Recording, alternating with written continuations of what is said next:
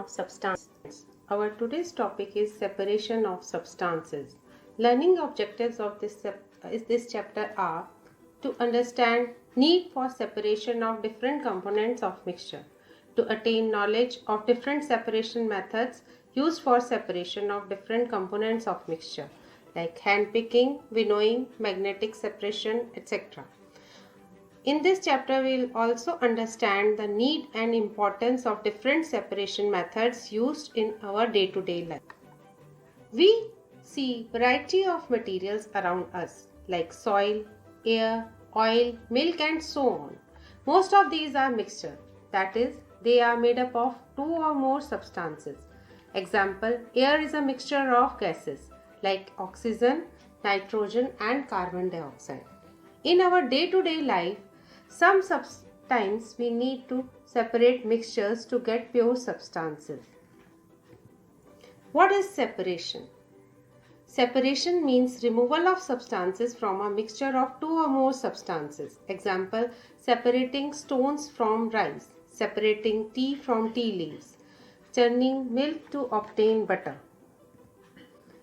Why do we separate substances? To obtain two different but useful components, to remove non-useful components, to remove impurities or harmful components, to group substances of different sizes. Today we are going to do different methods of separation. Our first method is hand picking. It is used for separating large size impurities like stone and husk from rice, wheat or pulses. You can see I have a mixture of some peppers and rice. As both the components are of different shape and size, we can easily separate them by doing hand picking. Our next method is threshing. Threshing is done in fields. It is used for separating grains from the stalks. Machines can also be used for that process. This process is done with the machines called threshers. Next method of separation is winnowing. It is used to separate heavier and lighter components of a mixture by wind or by blowing air. Our next method of separation is sieving. As you can see, I have few sieves with me.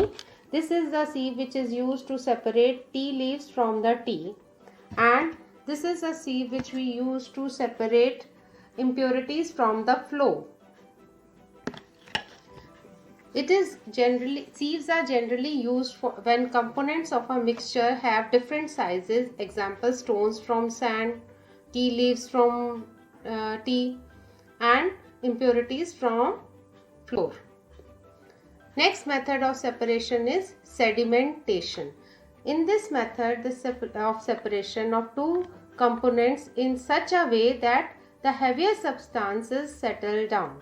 As I have the mixture of sand and water, I have kept it for some time and the sand has settled down because sand is heavier than water.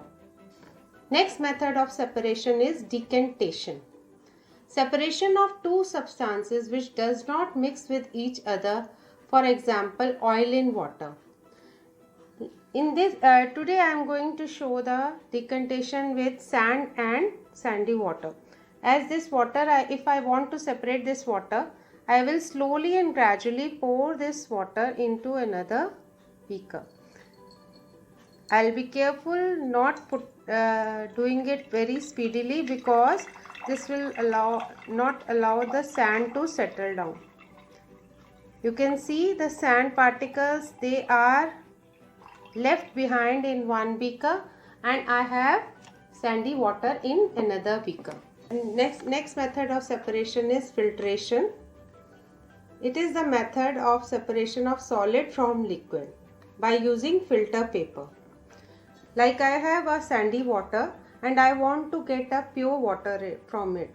As we cannot drink this water, there are some suspended fine particles of mud in it.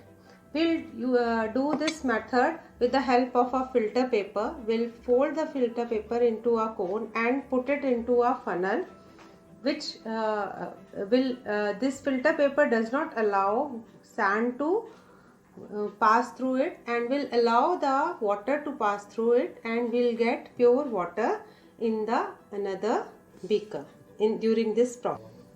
Evaporation. Evaporation is used to obtain substances which are dissolved in water. We get salt from seawater by this process. Next method of separation is condensation. Condensation is the process in which a substance changes from gas phase to the liquid phase. As you can see, I have a glass of icy water, and the water, we can see the water droplets on the outer surface of the glass. These water droplets are actually the water from the water vapor from the air, which has condensed on the cool surface of the glass. Now, you can tell which method should be used to separate the following substances: stone from grains, mixture of pebbles and stones, mixture of dry sand with sawdust or powdered dry leaves, mixture of tea and tea. So now we can do this worksheet. What is separation? Why do we separate substances? What are the methods of separation? What is sedimentation?